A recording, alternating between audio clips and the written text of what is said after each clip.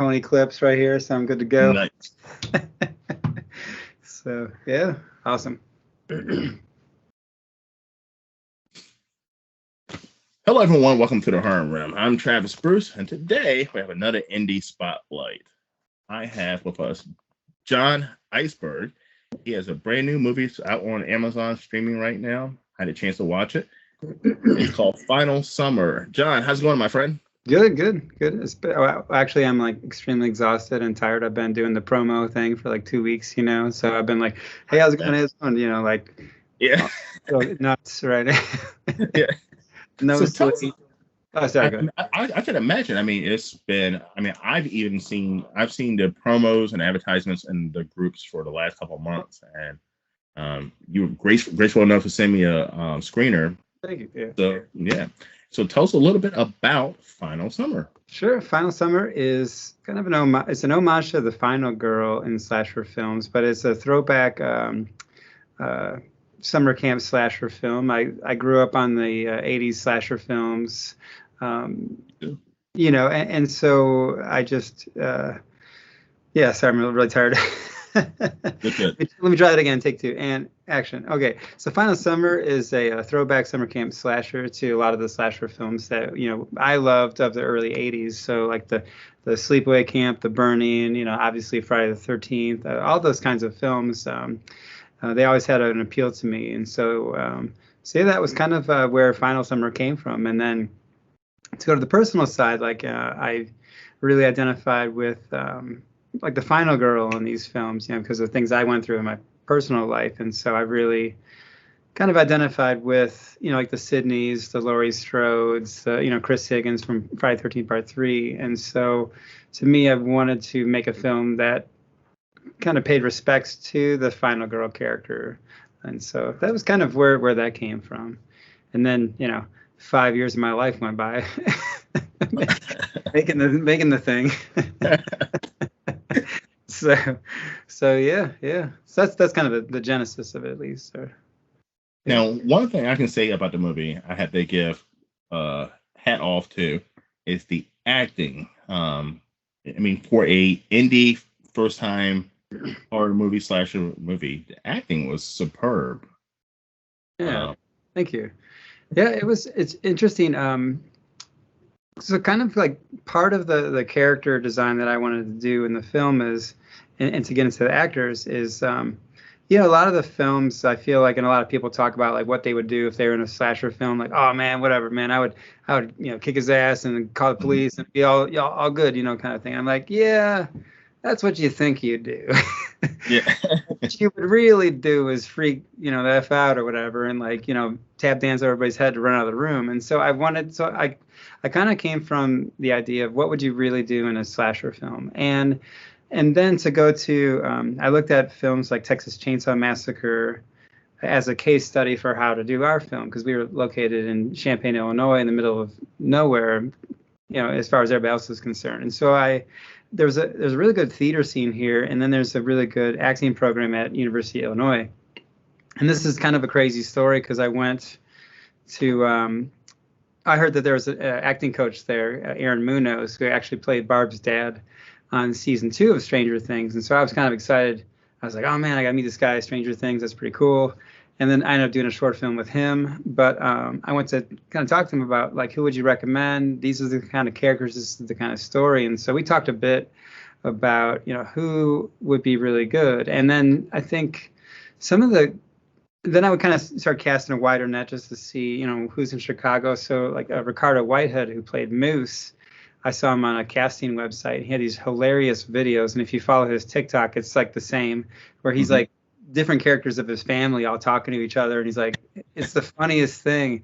And it just made me laugh so much because when I saw him, I think the thing is, it's like sometimes you see people and it's such an intangible thing that they're doing, but you're like, that's totally him, I did the streaming series for University of Illinois Physics Department.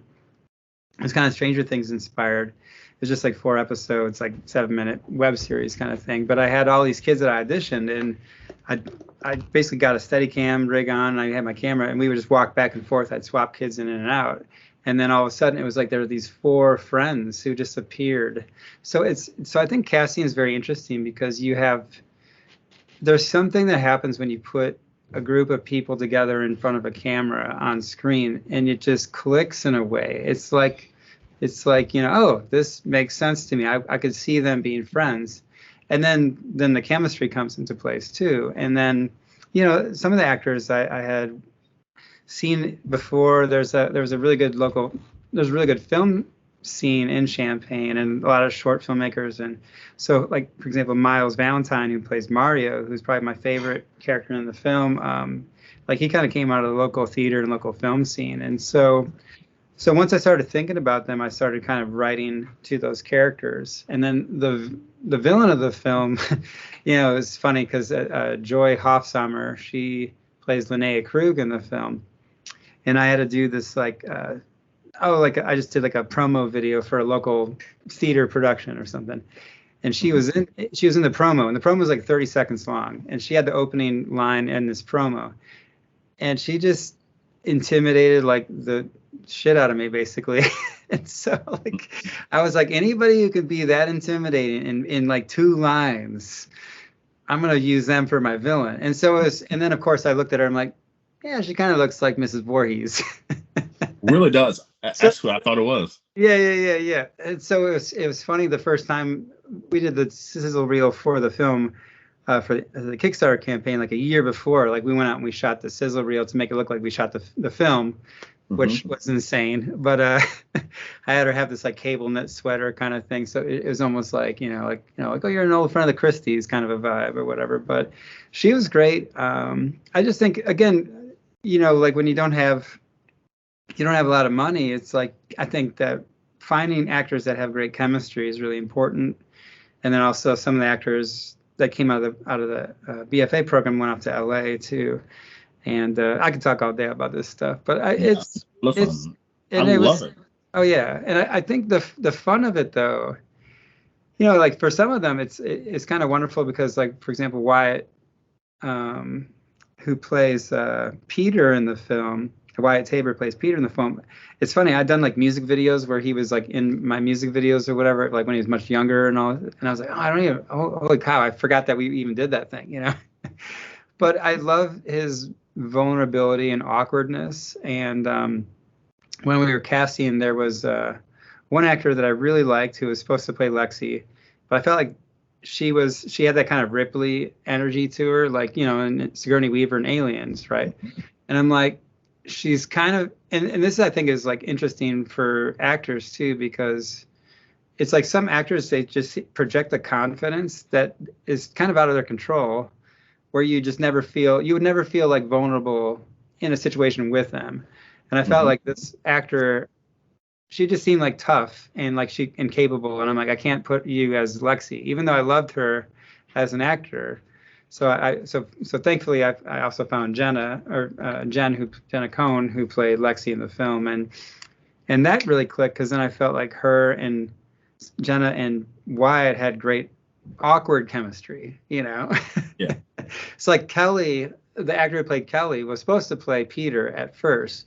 So this actor Seth Boyer was supposed to play. So there was a lot of like last minute shuffling and taking one for the team. And I think Seth kind of took one for the team because he kind of became the Weekend at Bernie's guy, where he just dragged through the whole movie, But he's a really great actor too, and a hell of a good person. But I think it's just so fascinating to go to the chemistry, the awkward chemistry, and then even Fabian Guerrero, who did the opening monologue, the campfire story. I think as soon as I saw him, I was like, oh yeah. And so I sent him this ridiculous speech for him that, about Warren Copper and his skull in the forest and all this stuff. And he sent me a YouTube link to his video, and I was laughing so hard watching him talk, because I'm like, this is completely it. It's so funny, So I think I was just really lucky with a lot of the people that came on, because there was a lot of talent and a lot of heart in the group. So yeah. And I say it all the time. When it comes to as a movie watcher, a horror indie movie watcher, I love indie horror movies. Acting is so important Yeah.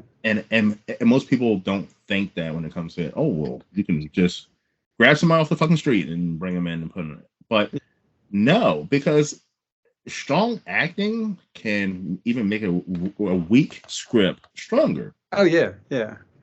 I mean, if you have a weak script and you have weak actors and actresses, then you have a shit show of a movie. Oh yeah, and I think we talked about that last night too with the editing and stuff, because I remember specifically I was watching Royal Tenenbaums, and there's this long take between Gene Hackman and I think it's like Angelica Houston is in the scene, and they're talking outside, and the scene goes so long, and all of a sudden the illusion breaks, and then you can tell like they're acting in a scene in a movie. And so it's really weird how even like we were talking about editing sometimes, because I think like, you know, I edited the film for like 14 months, and I would bring people over to like watch it, and I would screen test it for friends, and then also people who were not friends who liked horror, because they're more critical of, you know, your friends could be like, oh, this is great.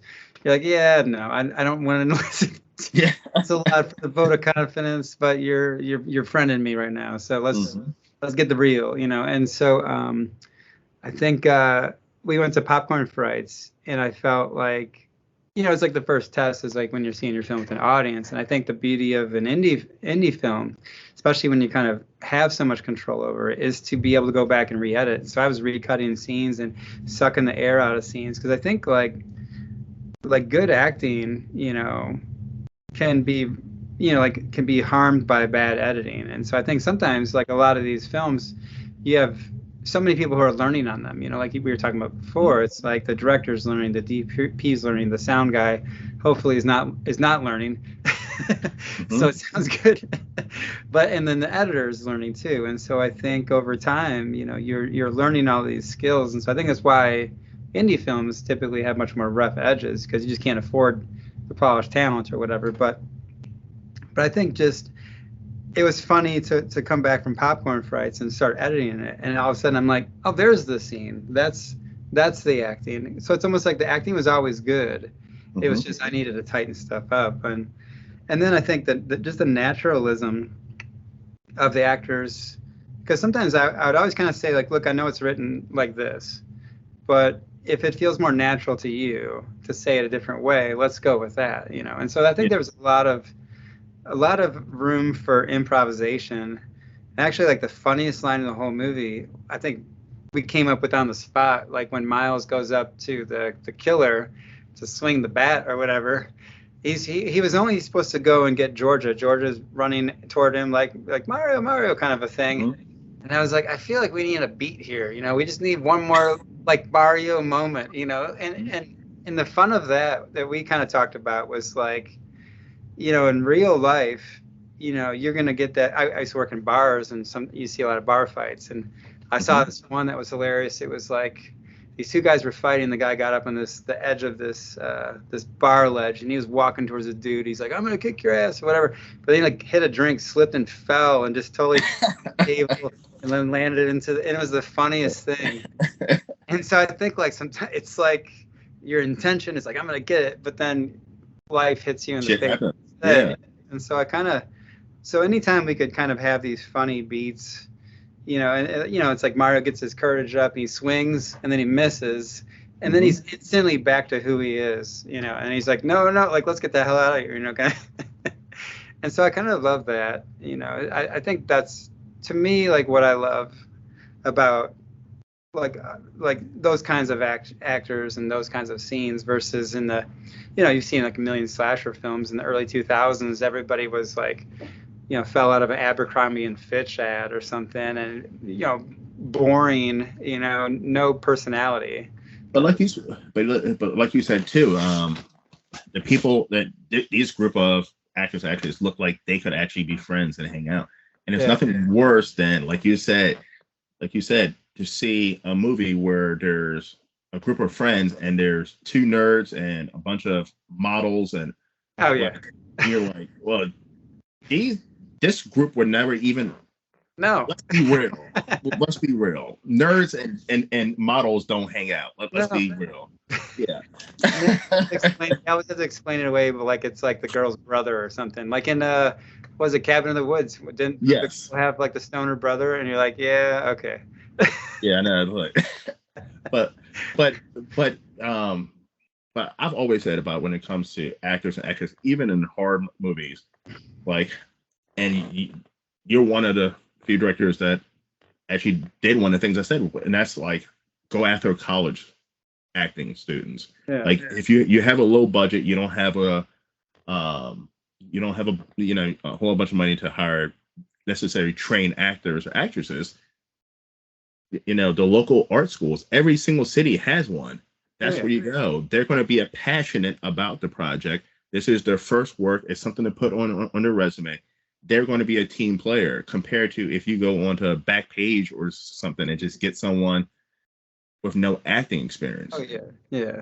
No, I think that really helped too with the camaraderie and the chemistry. Because several of them. So Ronnie, Georgia, Lexi, and Mike, and actually Luzza, who plays Under the Mask, they all came out of the U of I's BFA in acting program. And then actually Warren Copper is a teacher there who teaches acting also for theater, and he's a theater performer too, Robert Gerard Anderson, and he's the nicest, just wonderful, warm-hearted person too. And so it was kind of fun.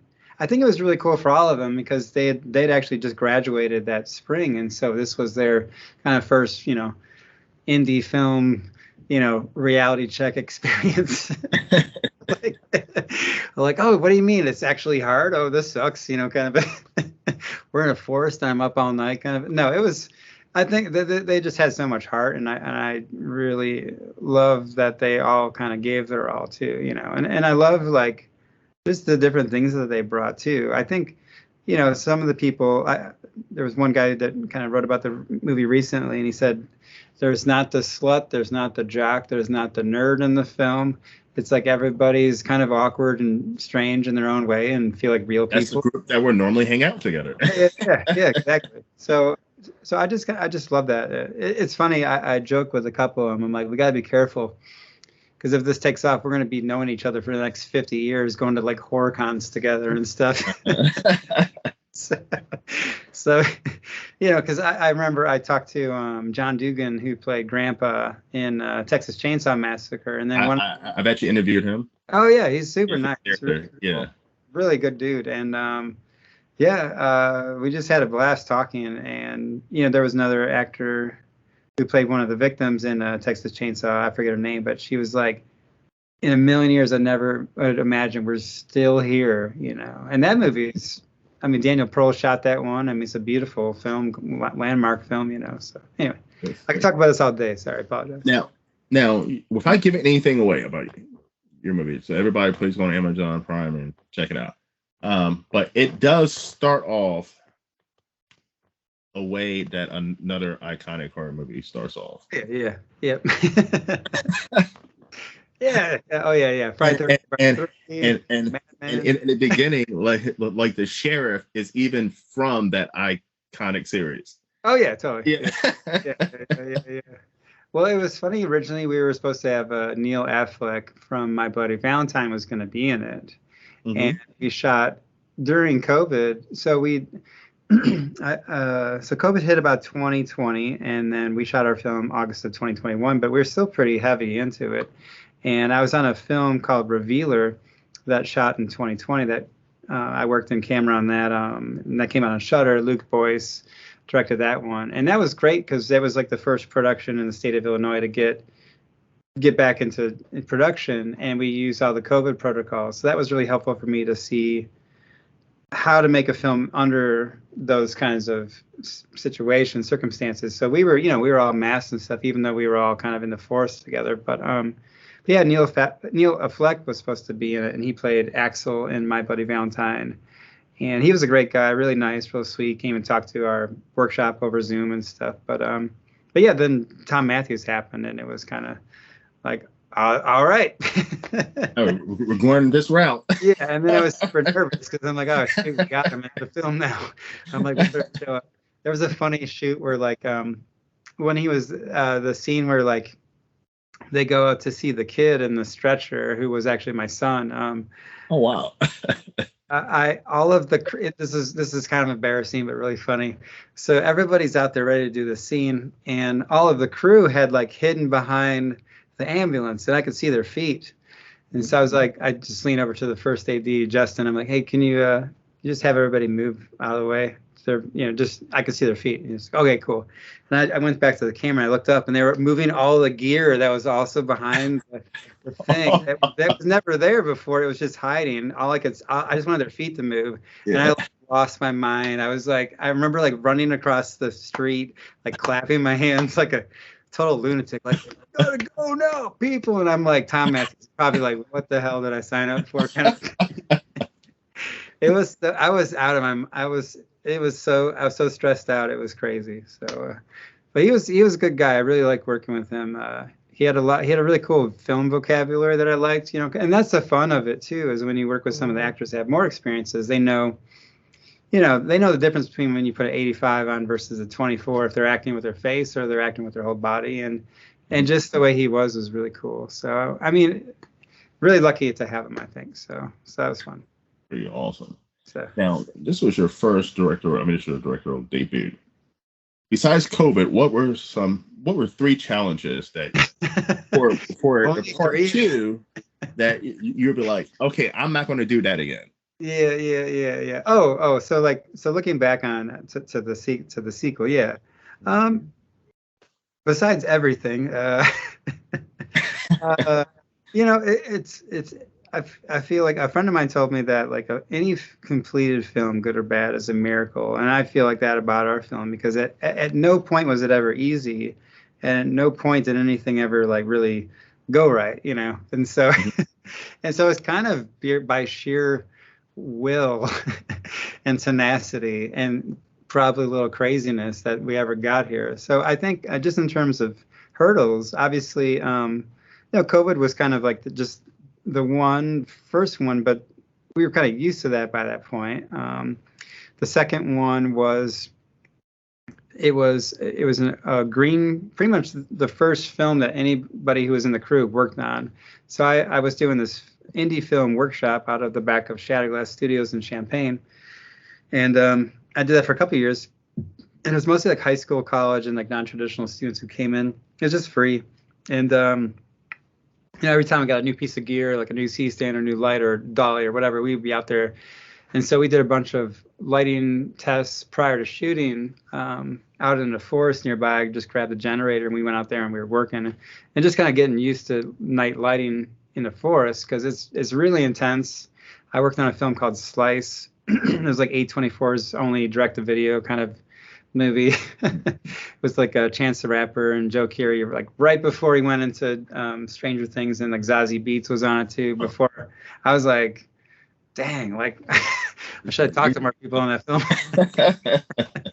But I remember the first day for me on that set was a reality check, because it was tough and it was night lighting and no one was communicating, and you just got your butt kicked and it sucked and you wanted to quit. And so I took that lesson to our film, because it's like, this is not easy, and I know people will probably want to quit, and so as much as we could do, like I would create lighting diagrams and all sorts of stuff so everybody could take. So every day when we do our safety meeting, we'd be talking about like, this is the plan, take a photo of that, this is where all the lights are going to go, and as we went through it, I think we just got better at repositioning our lighting, like just moving the head over here, and then now we have a new scene over there, versus like doing all, and I think the crew learned a lot too, because like the first 2 days were 8 to 8, so 8 a.m. to 8 p.m. And then we did 2 splits of like 2 to 2, and then like 2 p.m. to 2 a.m. And the rest was like 6 to 6 p.m. to 6 a.m. But that first split was like everybody knew what, like all of a sudden this is real, because it's like, because we're in this big camp and you think, oh, summer camp, that's one location, right? You're like, no, it's like 80 locations across like a couple hundred acres or something. Yeah. like we're literally in some of these scenes, like in the forest, we were like there's a bridge scene where Peter sees a killer for the first time. We had to light this bridge over this river, and we had to walk through the forest, up and down hills and ravines, carrying everything, because there was no road to get there. So we literally are carrying like a generator through the forest, and I remember like that was the only thing we did that night because I was like, this is gonna break us. So let's just go get it done. And so I think the physicality of it was really tough. And then just the craziest thing was like I had these kind of so-called equity investors who were gonna, bring in some money for the film or whatever. And it's like a month before, they're like, "Hey, John, welcome to the team. You're part of the family now." All this kind of nonsense. Mhm. And to me, it was really amazing because it was like, I think for every filmmaker, it's like this is your dream is for somebody to come along with some money and say, "Here you go." And ours, they were gonna throw in like 50 grand. And I know, like for some people, that's like still nothing, but for me, it was like giving me like $1 million because, like, Yeah. because I think the biggest budget thing I ever did was like a $5 grand music video for a band or something to that point, and so it just felt like I just remember like kind of being in tears, being really like I can't believe this is happening. This is so wild. And then and then fast forward to like 4 days before, because 2 weeks out, I was like, "Hey, what's going on with the money? We're getting money. What's up? Da, da, da. Oh, we're working on the legal. It's gonna be, So they preface sending the legal over with like, "All right, this might look a little scary, but it's just a normal thing, and it's no big deal. Everybody does it." And they sent me this chain of title, and then they sent me another form that was a copyright mortgage guarantee, which was basically transferring all of the copyright to them to register with the U.S. Copyright Office. So I was like, "Yeah, that's not going to happen." So I turned down their 50 grand, and then we had an emergency meeting that night with the cast and crew, and I was like, "Can we do this film? Can y'all give me like just 2 weeks of your life?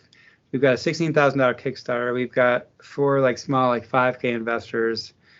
For the most part, we're going to pay everything, and then I'm going to just keep working and keep paying everybody off so we can do installment payments or whatever." So that's basically what we all agreed to do, and so like. Basically, that's what I've been doing like the last year. While I've been editing, is I've been working like tons of other side gigs and video shoots, just commercial shoots, and taking all that money and paying the crew. Because I think the thing of it is like you just with so much kind of like all the horror stories of indie distribution and people getting ripped off. It's like who knows, even if you got distribution, if you'd ever even see anything. Like some of these films have like couple $100,000 budgets, and then they sell to this distributor and they get like a minimum guarantee for like $3,000, and that might be all the money they ever get. Mm-hmm. So imagine investing like hundreds of thousands of dollars into something that someone turns around, steals from you, hands you $3,000, and is like, "Here you go." And then stories all the time. Oh yeah, and then they're like, "Oh, by the way, we defaulted and we changed our name, and now we're not a company anymore, so I guess you're screwed." So that they give you that guarantee money. Yeah, guarantee money. Oh yeah. So to me, it's like I think that the miracle of our film is that I'm here talking to you. That all these things happen. That's the miracle of the film. The funny thing, I was talking to someone today, and I told those knuckleheads out in LA, it's like, dude, like. If you give the horror audience like a film that they embrace and that they love, that's like worth more than anything. And I went to like a video store recently in town, and I saw a poster for like Night of the Living Dead. I'm like, that's from 1968, and that's still relevant. Mm-hmm. So George Romero got, that went public domain immediately. I mean, listen, I'm in these horror groups on Facebook and so forth, and there's a lot of assholes in the group, and they are quote unquote horror fans, but they're like, "Oh, that movie you just interviewed that person is a piece of shit." But here's the thing: is there's a lot of the new generation of horror fans do not believe in. There's a lot of them that horror to them is watching Halloween 2018 or Smile or watching Saw. Indie horror movie is something not cool. But like I grew up, I'm an 80s kid. Yeah. So I grew up with low budget horror movies. Halloween, Texas Chainsaw Massacre, Hellraiser, all of them were low budget horror movies. Oh yeah, yeah. Like that's where horror comes from. Horror does not come from Evil Dead, low budget horror movie. You wouldn't have Spider-Man 2 without Evil Dead. Yes. Horror movie comes from low budget, but I feel like I know I'm wearing a Scream, what's it called, sweatshirt, Yeah, but Nightmare on Elm Street, yeah. yes, but like the new generation of horror fans, I don't call them horror. I don't consider them horror fans, and that's the late millennial. I mean, the newer millennials and the what is it, Gen Z.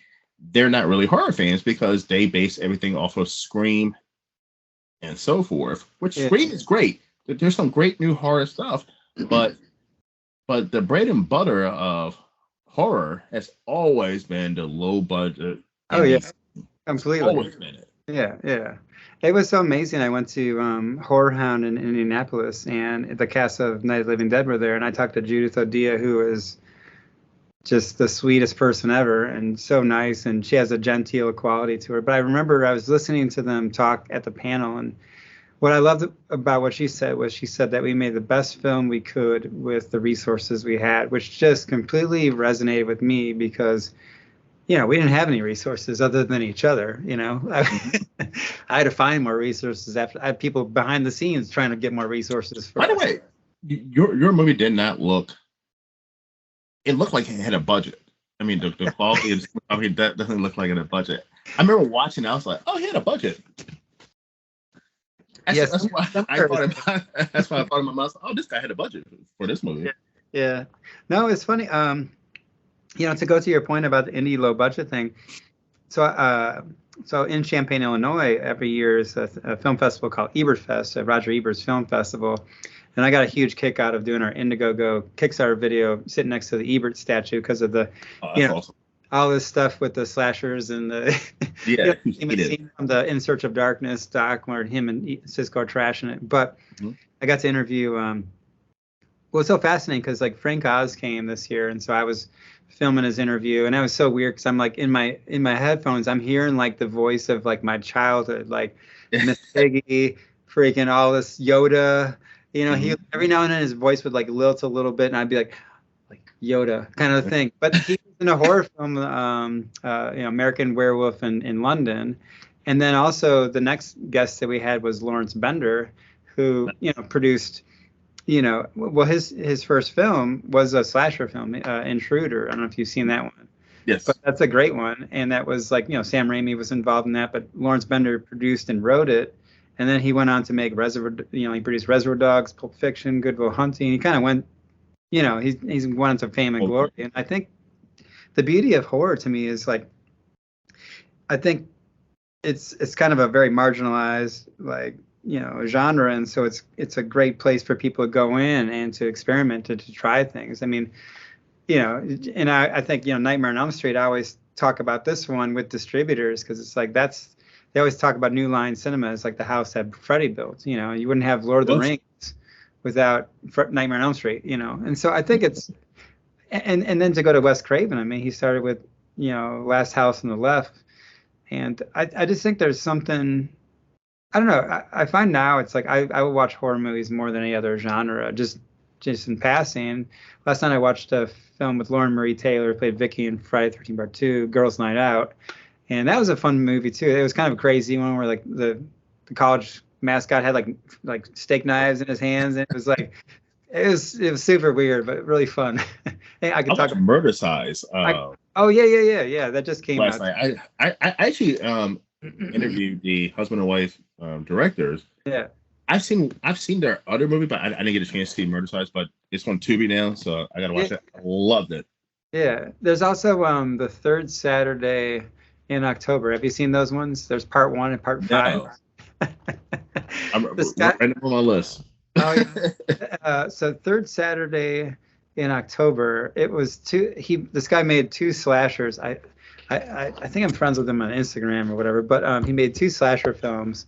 He made like the first one, and then he made like Part 5. So,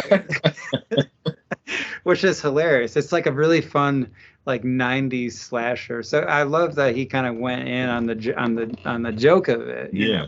It's fine.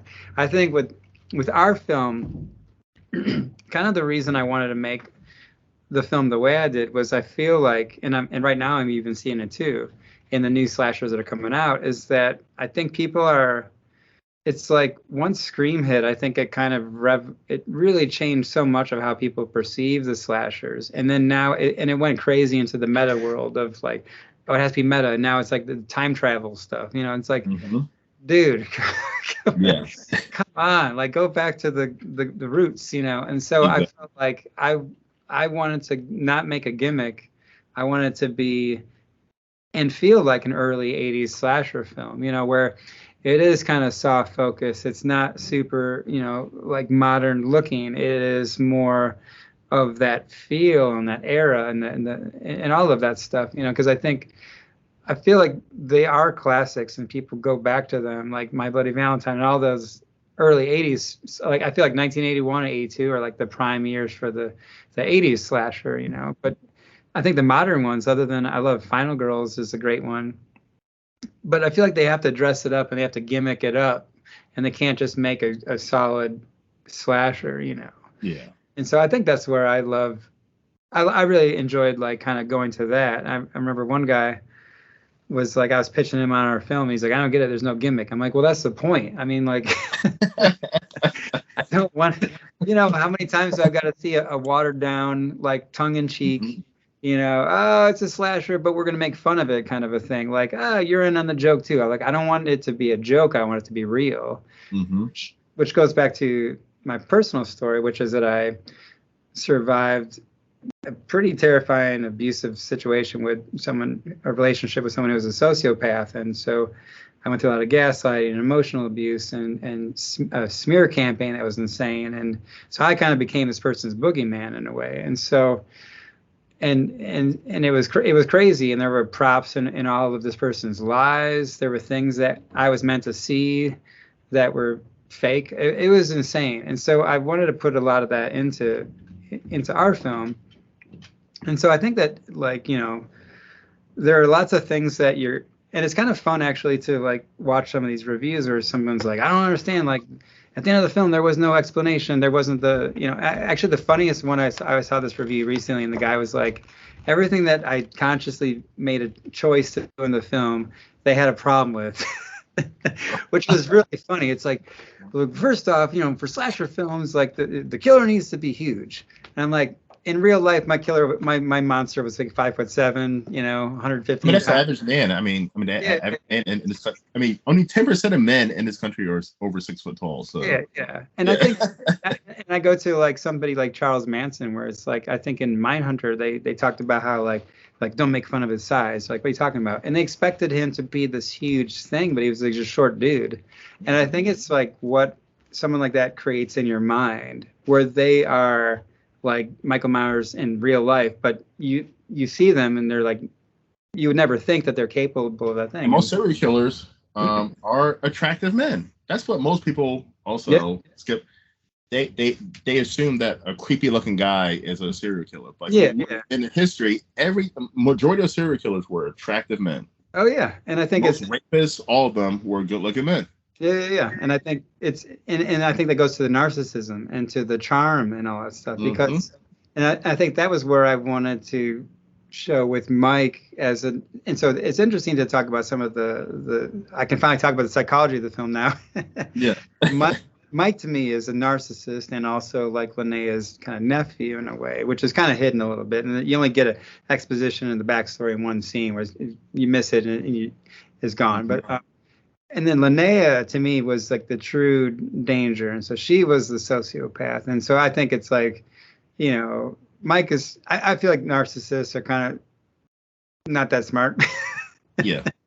No offense, but I don't give a shit about delusional. So yeah, a delusional person is not smart.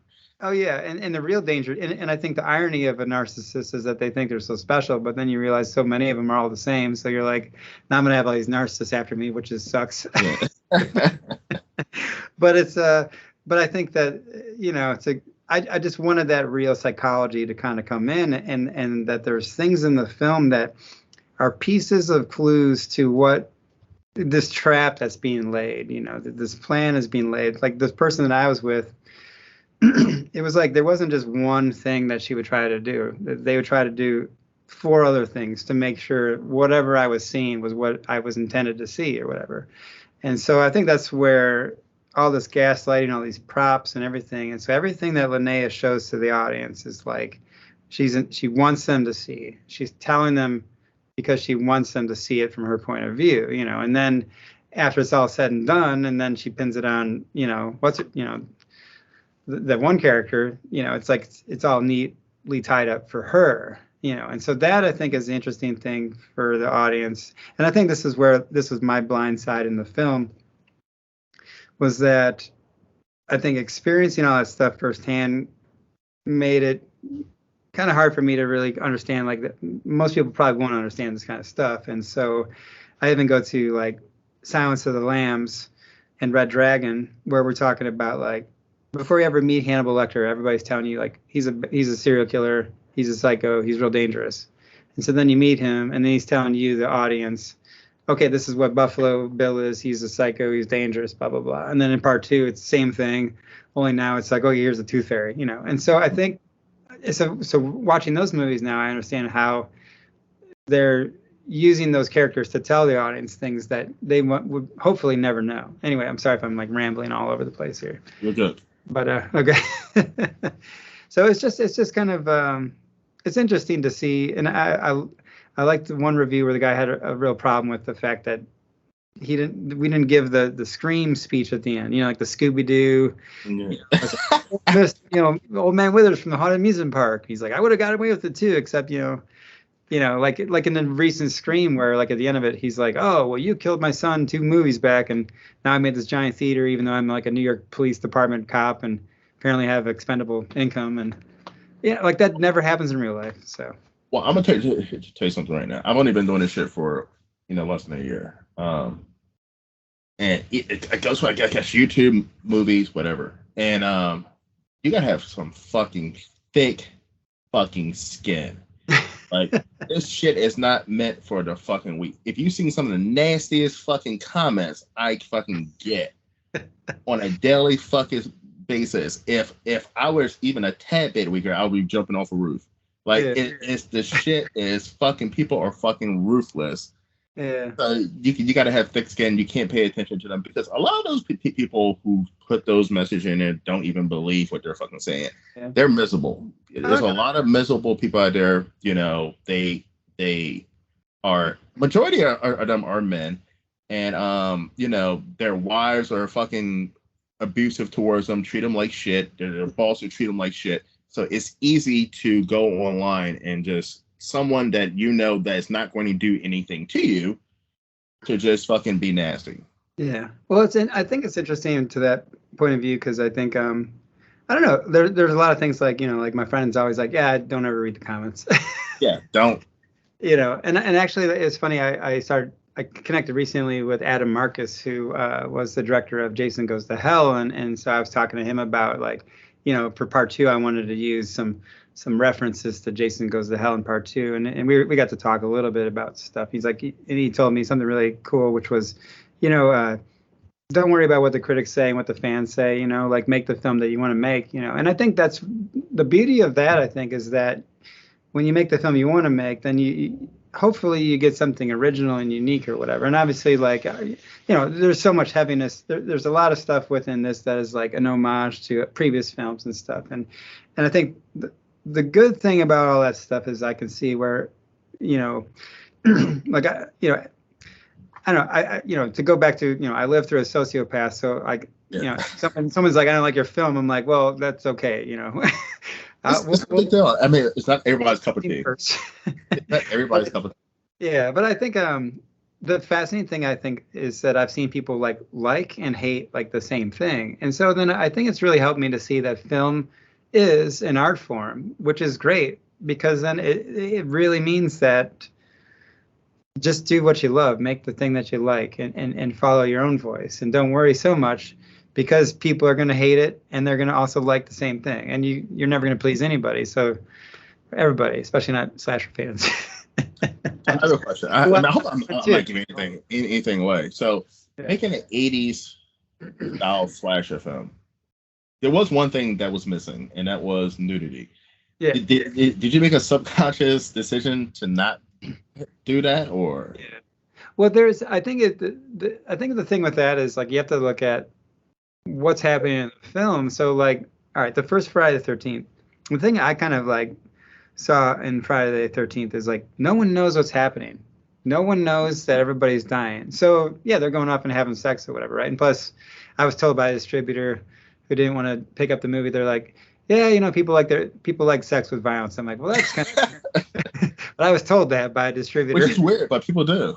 Yeah. And I'm like, yeah, it's interesting, but okay. But I think for me, it's like I went back and I looked at a lot of the 80s films, and there was so much misogyny and a lot of like tropes, like, like the black guy dies first and all this kind of stuff, and a lot of homophobia and all these kinds of things. And so I wanted to kind of make a film that kind of like went back and kind of, again, because the film is really a tribute to the final girl and a tribute to being a survivor. It was never going to be that kind of a film because I didn't really want it to be exploitative. I mean, even like there was a scene with, I think it's like as a filmmaker, you kind of have to protect the integrity. You have to protect the integrity of your film at all times.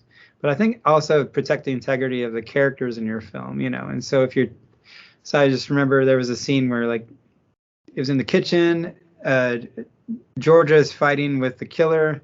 There's a part where she whacks him in the face with this cast iron skillet, which I ended up cutting all this stuff because then she ran out of the kitchen, but then she slips on all those silverware that he throws in the ground, and that's that was going to be the continuation of that scene. But I felt like when she fell, it felt funny to me, so I just like it felt like audiences would laugh at that, and I didn't want the audiences to laugh.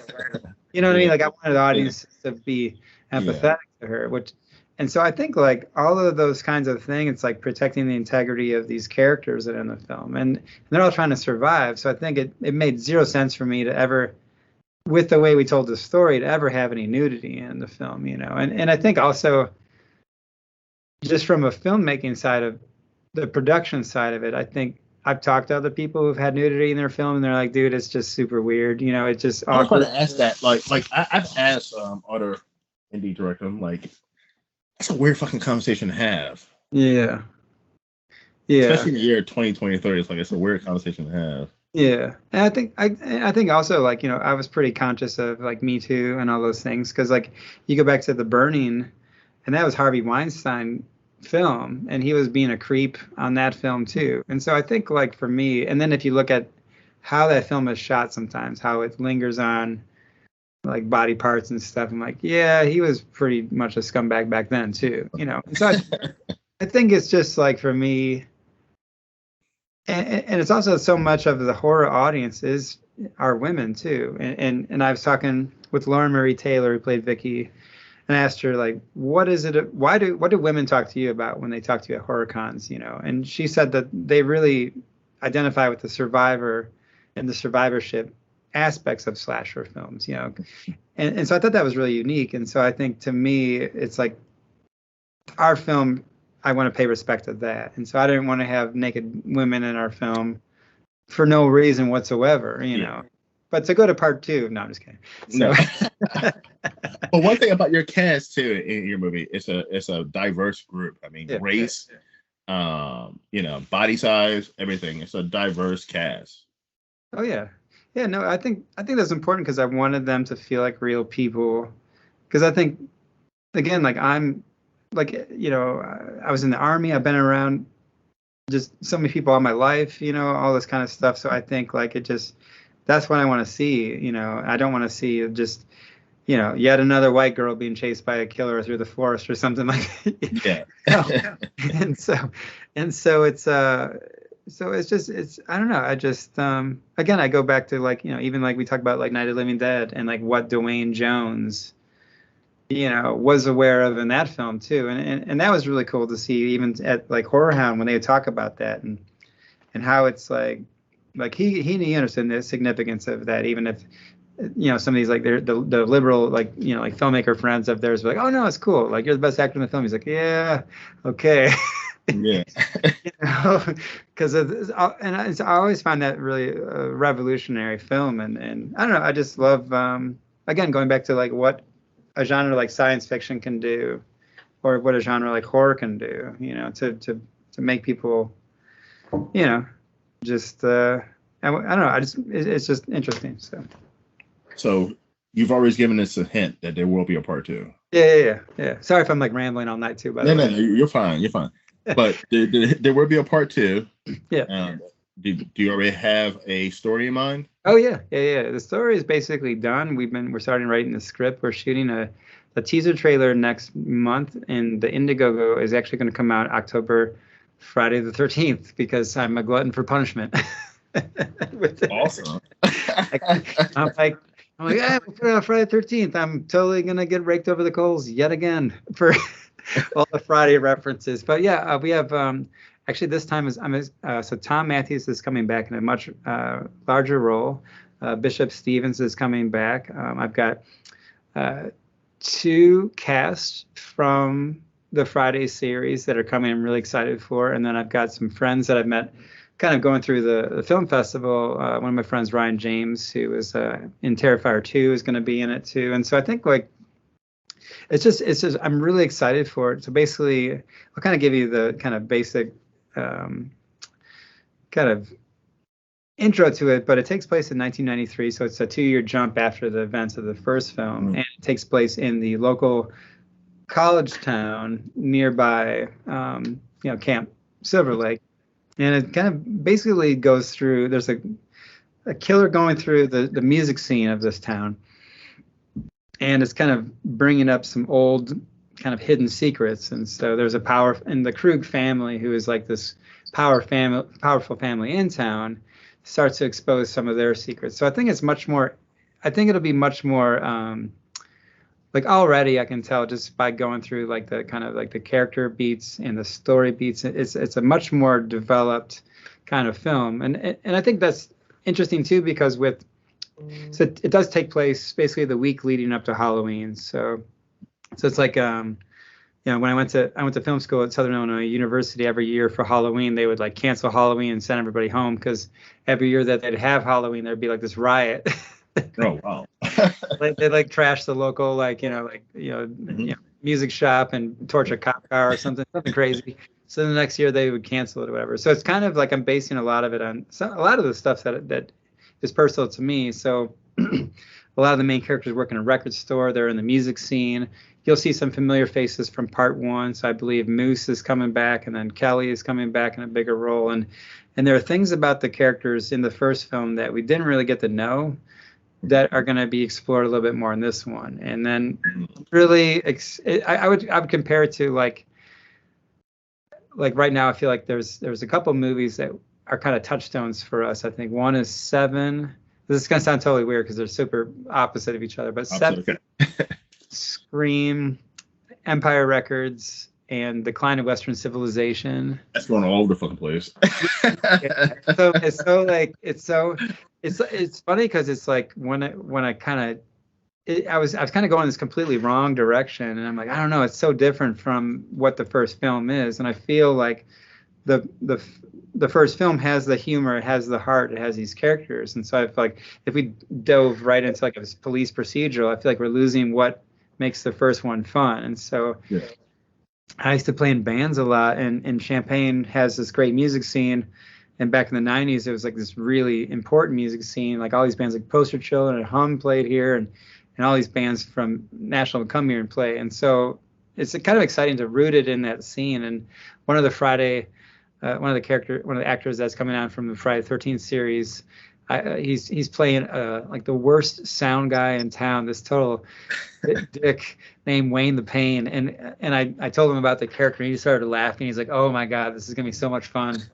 So it's kind of in that world of mixtapes and bands and indie, but I'm really excited for it because there's great record store locations. We're shooting at this house that used to be American football's house, and then the third act set piece is gonna, I think just the whole thing is way more fun, and off the chain, so I'm excited for it. I think the ending is definitely much more dark. I would say that, how like Empire Strikes Back kind of ends. Not that someone's going to be Luke's father in this one or whatever. Not that, but just like that kind of like, it's like the heroes. I don't want to I'm basically giving away the ending, but like, but like, I feel like, it's definitely the heroes are taking a beating on this one, so it's I'm excited for it. Yeah, I'm excited too. and yeah, and I'm definitely bringing the blood this time because after going through Okay. like a year of like horror film festivals and horror cons and stuff, you're like, yeah, I'm gonna bring some blood this time. You know, you gotta bring it up. Some creative kills. I got this lawnmower gag I want to do. Some stuff like that. A couple of beheadings. By the way, I don't know if I should say this. That would have been my number one complaint. Oh yeah, yeah, Yeah, yeah. No, I get it. Yeah. But besides that, love the movie. Oh, thanks. Yeah. So I got a random question actually. Every interview I do a random question. So all right. So the first movie, if budget wasn't an issue, like unlimited budget, what's one thing that you would add it in to that movie? Oh yeah, more stunts and more blood and more gore effects probably. Yeah, that would be like kind of my number one thing. I think not having to shoot it would be great. That I was like shooting and pulling focus and operating the entire thing. That would have been great. I think probably more art department stuff. I think it would have been fun to kind of get more into that world. I think we did all right because the camp Yeah. did a lot of the heavy lifting of the art department. But I think that it's never good. I think probably more with the sound. Like I did so much sound design kind of on my own, but I think I love. The new Halloween Ends. I was listening to in my system at my house, and I just love the weight of the Foley. Like you hear the boots and the placement and all this kind of stuff. So it's really great. So I think James Treichler, who did the mix for the film, did an amazing job. Considering he was handed like a bunch of like insanity, to kind of work with. And by the end of it, we had like 900 tracks of audio. But I think like to me, it's like if you can always put more money towards sound design. I did so much of the music. I think it would have been better to have somebody else do the music. I think there's just always things. It's funny. Like a friend of mine's like, yeah, even if you get more money, you're always going to think that you need more money than what you just were given. So, so it's like, if I had nothing, next time I have something, I'll want more than the something that I have. And, Exactly. But I think it's, I think again, like, I go back to like, Psycho or the original Halloween. There was almost no blood in Halloween. None. Yeah. And so I think it's funny how maybe it's just a bad year to come out when Terrifier 2 came out too. Because they set the bar and X and all that shit. Yeah, I know. The bar like down the street, But, okay, this is a question I have to ask you. So, like, I'm not a blood gore fan, right? I do like some blood. I like practical blood. Yeah. But do you think because of a movie like Terrifier that you almost have to go to the extreme gore and blood now when it comes to horror fans? Do you think that horror fans have become desensitized to normal kills? And it's interesting. I don't know. I would say it was funny because I went to AFM, American Film Market, last year to kind of talk to some people about Final Summer, and all these guys were all looking for the next Terrifier 2.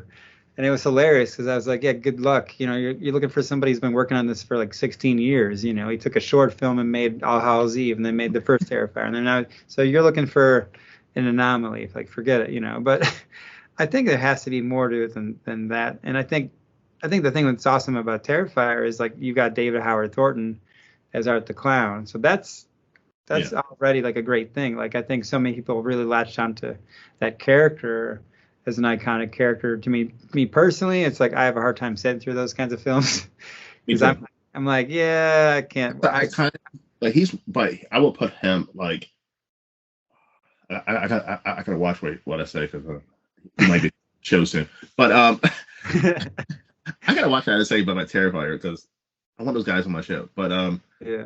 The first one it was kind of hard to sit through. Yeah. And it was just because there was no story there. But Art the Clown was amazing. He's an amazing, evil, iconic horror character. I put him up in the top. He's legitimately scary. Yeah. Yeah. you know. And then part two, gave us more of a story, gave us more, Yeah. gave a lot more gore. But I actually like part two. Yeah. Um, but at the same time, I'm more of a story guy than I am a gore guy. Yeah. And but I think I like that. That's a good in, critique. I mean, am I the norm? Probably not. Yeah. I think more horror fans are more gore fans than they are story fans. Yeah. I think it's interesting. I think that like for our film, I feel like it's like a gateway horror film. So it's like when you grow up on the horror films of the 80s and stuff. And let's say like you got some kids or whatever, or like kids who are like old enough, or like you're feeling like maybe they want to watch the film. I feel like because I just remember when we screened locally, we screened at a local like multiplex in town, and there were like people bringing like their 13-year-old kids and like, all right, whatever. Oh, this is the best movie ever. And so I think that's the thing. It's I like the story more too. I like the tension more than anything, and just the atmosphere, And so I think I don't know. I think to me I like to have a story in the film. And characters you care about, and it can't just be about blood for me or gore. It has to be about something more than that. And I think to go to terror, because I think there's horror and then there's terror, and I feel like the end of our film to me leans into the terror and the horror. And I go back to like what a sociopath would be like. It's like they would be there in the pool with you, telling you like, all right, put this in your mouth, like you're taking medicine, but they're trying to make you kill yourself. Mm-hmm. It's horrifying, But I agree with what you said too. Like, you gotta have characters that you like. Just we've all watched horror movies where you hate the characters and you don't give a fuck if they die, And it doesn't make the movie enjoyable and doesn't make it scary. But like when you actually are investing in characters, you like a Laurie Strode or something, you care about their well being. And it makes it a little more scarier. It makes it a little more psychologically fucked up for you when they die. Yeah, and the stakes I think make it more like you're like, oh, like I remember, I think the audience when Mario, like it's like and one of my favorite moments in the film was when I watch it with an audience. It's really cool because this happens every screening just about. Is like when Moose comes back at the end. I always hear kind of a sigh of relief from the audience, and so I kind of love that because in a way it's like that shows you like you were successful in creating a character that the audience has actually cared about, and so yeah, I don't know. It's interesting to go to the horror thing because I know like some guys like I think some people just if it doesn't have gore or nudity, they're like, nope, this sucks. Yep, it's like, dude, you can't just. But it's not even gore; it's over the top gore. It's almost like torture gore. Yeah. And it's like, ugh. I mean, I guess for me, like I love that they have made indie horror, like to me, like relevant and a miracle in the sense that it's like this was a film with the $250,000 Kickstarter. Gives everybody hope. I mean, it gives all indie horror. Oh yeah. I mean, I actually was talking to through Facebook with David. What's his name? David Horton. Yeah. I was talking to him and I was like, I would love for you to come on my show. I was like, a lot of and Damien Leone. I was like, because a lot of indie horror, majority of indie horror filmmakers look up to you guys. Like, like you were where they were and you did something incredible. And I say it all the time. It's because of their marketing.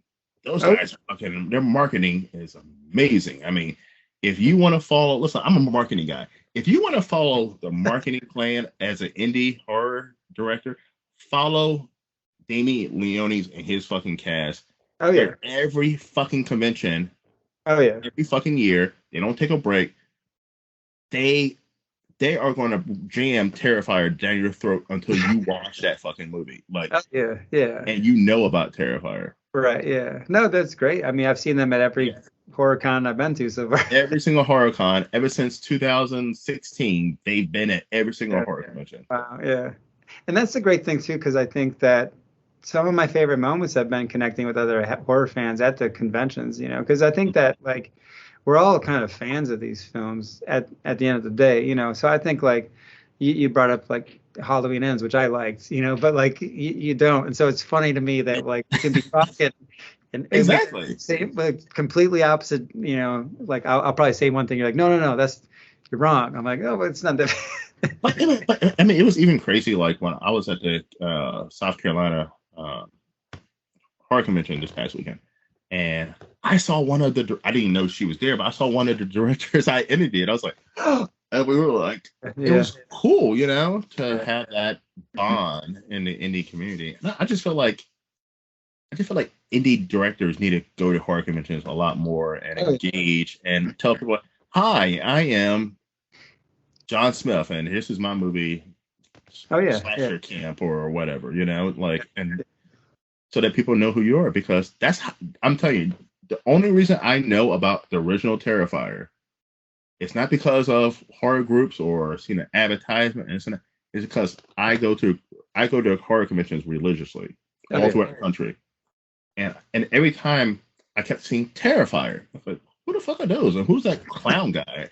And it was like the fourth time seeing them at a convention. I was like, well, let me check out this Terrifier movie. Yeah. This is something.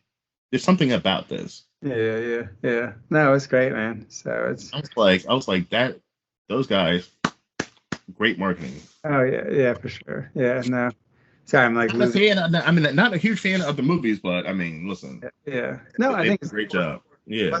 I think the most important thing for me is like with the marketing thing is well, one, it's like you have to, as an indie filmmaker, I feel like you have to put yourself in a position of where you have more leverage and power versus a distributor. And so like to be able to market your film in such a way that people know the poster, people know the name, all this kind of stuff, because the thing, distributors I think don't really market films anyway, or some even watch the films that they put out, so it's like, it's kind of on you to do your thing. Like I remember I started doing TikToks or whatever, and then within 2 weeks of that, I had like the distributor that I was really interested in come calling, but by then I had already signed for sales or whatever. But I think that showed me the power of marketing and the power of branding and all these kind of like. Gotta get out there, yeah. That I hate, because I came up Gen X, and it's like, back in the Gen X days, it's like the coolest bands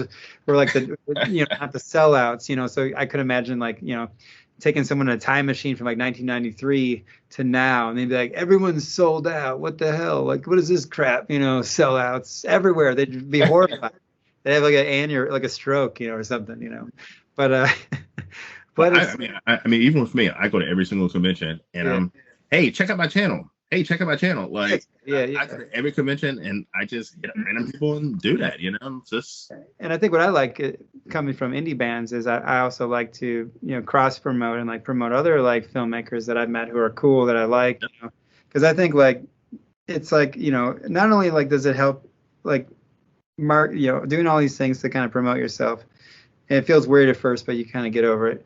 Is it helps you to have some leverage and some power and voice in the game, but then to promote other filmmakers, it kind of builds the scene, it builds a community, and that's so important because then you can go as a united front to a lot of these rip-off predatory distribution things where you couldn't do that before if you're like by yourself, and so I think like we used to do this thing called the indie rock sandwich or the local sandwich or something, right? Where for shows, so there'd be a band out of town and they'd come through and they were on tour, and you do like, and there was get like some locals to open for them, but we do like one local as the opener, one local as the headliner, and the out of town band would play in the middle, so that way the crowd would stick around for them, And so I feel like that's the thing. It's like like, oh, I like this guy, he's cool, so let's promo him too, otherwise it's just all you're doing is just like check out my film all day long, which sounds annoying, after a while you're like, shut up, I've it sound annoying. It's not that good. I could talk about this all day, so I appreciate you. No problem. You let me. John, listen, I'm loving this conversation. Oh yeah. But John, so how can everyone find you? Oh yeah, sure. So we're on Instagram, Facebook, and TikTok at Final Summer Movie, and that's kind of it for the socials, and then we have a YouTube channel, I guess, and then but yeah, I'm usually pretty active on Instagram. I'll usually like post a little video every now and then if I'm about to lose my mind about some stupid thing. I mean, I like to share in the process because I feel like it, you know, so many people kind of represent like, nothing ever goes wrong, Hmm. everything is cool and they got it together. It's like, dude, every single day of every So, day, something is things are going wrong wrong. every single day. Yeah. And all filmmaking is problem solving. And so I think like, and I feel like it's encouraging because like if you can, it was funny like when we played Popcorn Fights, it was a total disaster screening because like the DCP, like I did the DCP on that one and I screwed up all the audio. So when we watched it, it sounded like complete garbage and basically took the left and right channels and threw it to the other four channels. It was the Oh. worst screen. I had just had a panic attack for 18 minutes. And then the next day, this one guy was like, it's like, I really liked your film, man. It gave me a lot of confidence. I was like, thanks. Yes. But he was an awesome dude. This guy Jack Kiersky out of Miami. He was really cool dude. But I think it's just like I think like get over. I would say to other indie filmmakers is get over the idea that you're ever gonna make a perfect film and just embrace the flaws because like you brought up Evil Dead, Sam Raimi. Maybe your film is going to be that Evil Dead, and then you're going to go off and make Spider-Man 18 or something like that. Exactly. I mean, And each one is a learning experience. I mean, oh, that's I totally. mean Yeah. that's for everything. I mean, Oh, yeah. I mean, the more you do it, the better you're going to get. oh, yeah. Because like for part two, I've already learned so much. Like I've got this guy Daniel Clark. He lives 2 doors down from me, but he shot the short film called Laura Can't Sleep or something, but it became the film Smile. Like the big Parker Oh, Finn, which yeah. I'm really a big fan of, but. Good movie.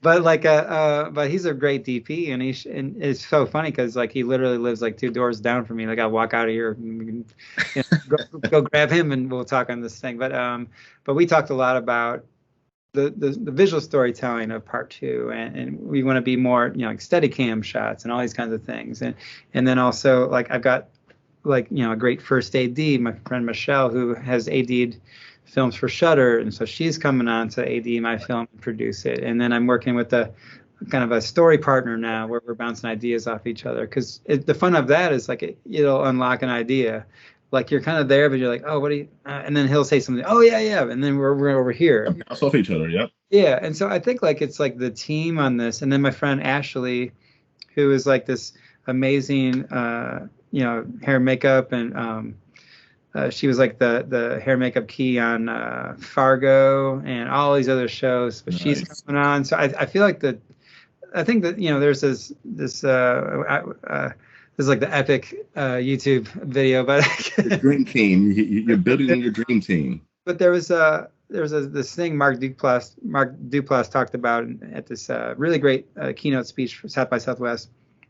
And we talked about the cavalry is not coming, that you and your friends are the cavalry, and that was definitely true for the first one. And some days it felt like I was the cavalry, which is how it is. Sometimes you wear a lot of hats, but I had a hell of a great, like just tons of great heart, and I would never want a different crew for that first movie, because they all put so much heart and effort into it.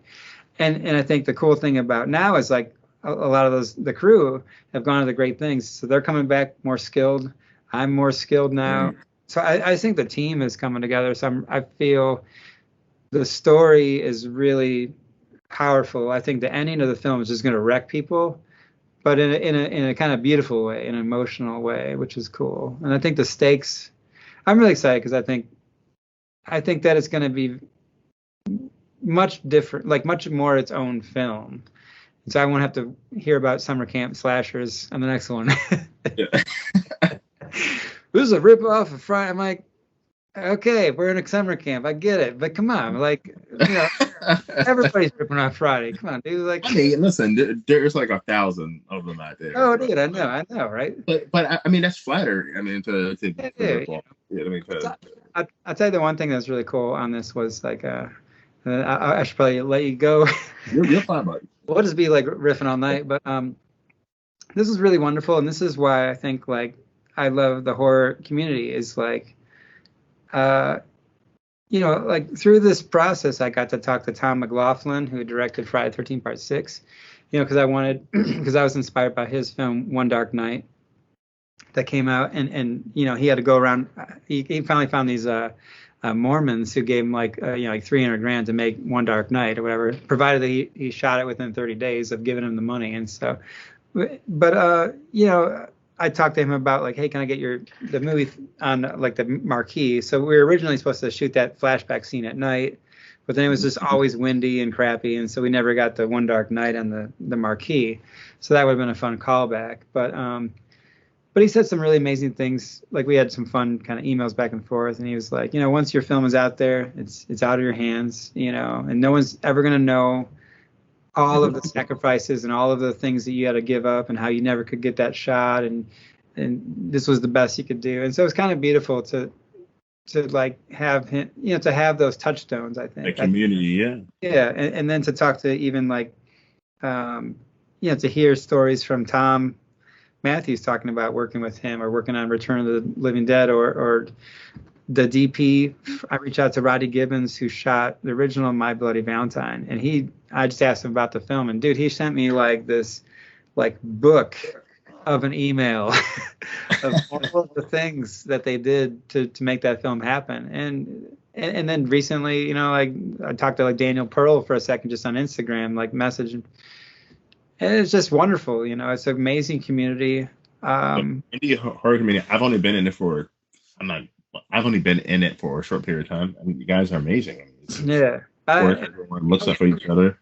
And I think for me, it's like having those experiences makes me know that if this film ever takes off or something, I never want to lose that community. I never want to be that, oh, I'm too cool to talk to you kind of thing. Because I think like it's like, I've been on that side of it too, where it's like, you're getting made fun of by some rock star, and you're like, thanks, Dick. Like, you just ruined like all my love of your film, like, or your music. I can never listen to your records ever again. Ass. Yeah. But so I don't want to be that dude either, And so, but I think I just love the family, and to go to your point about like, I think modern audiences should go back and they should watch all those movies because there's a legacy from all of those films. And you don't have Randy from Scream without Radish from Final Exam. We got to watch all the Full Moon video production movies and all that stuff. Yeah, because I think there's because it's not just it's not just Friday the 13th. It's not just Halloween. There's so many other. You got the Prowler. You have all that shit out there. And that's Night of the Demons is one of my favorite. You ever seen the Kevin Tenney directed one? Yes. Yeah. And Witchboard and all that stuff too. But yeah, we get going forever. Yeah, go back and watch all that shit. And I think that's what the newer generation did, because not everything is Scream, guys. No. Even though I'm wearing a Scream sweatshirt, not everything is Scream and Terrifier. Oh, I know. Yeah, I would say go see Final Exam, or actually, there's some really cool meta horror films like Return to Horror High, or like watch Popcorn as some other like kind of pre-Scream meta slashers, or even like to go to Wes Craven. Superway Camp. I mean, is an amazing horror movie. I mean, that's. And Felissa Rose is probably like one of the nicest people ever. Like I haven't met her yet. I mean, she's like just super nice, super just I heard she's amazing. Oh yeah, and then to go to like to Wes Craven. Sorry, one more thing. It's like if you go to A New Nightmare, I feel like that set up Scream because you could see how he was already starting to think in that meta kind of way. And so then with Kevin Williamson coming on and writing Scream, and I read the script for it just to see the construction of it a bit, and it was really cool to see all of the stuff that was on page there, and people will tell you all the time like, oh, you need to get rid of all this crap when you're writing your script. You need to be this and there and then everything else. I was reading his script and it's like there's so much stuff that he writes in the script. It's like you could never shoot what is on that in that sentence. But it tells you as the viewer, like, this is the emotion of what you're trying to see. Anyway, but I should probably let you. I'm not bad-mouthing Scream, by the way. Scream 6 ranks as the number one movie of 2023. I think so far is the best horror movie of this year. So I'm not bad-mouthing Scream. And Terrifier 2, last year ranked number 3 Best Yeah. horror movie on my list. So I'm not bad mouthing those movies. I'm just simply saying there's more to horror than Oh yeah, yeah. Scream and Terrifier. Sure, sure. Oh yeah, yeah. I should probably. I gotta get up early for a Yeah, shoot. you're fine, buddy. So anyway, so guys, listen, check out Final Summer. It's on Amazon Prime. Check it out, guys, and follow John on Instagram, TikTok, YouTube, Thanks so much. everywhere.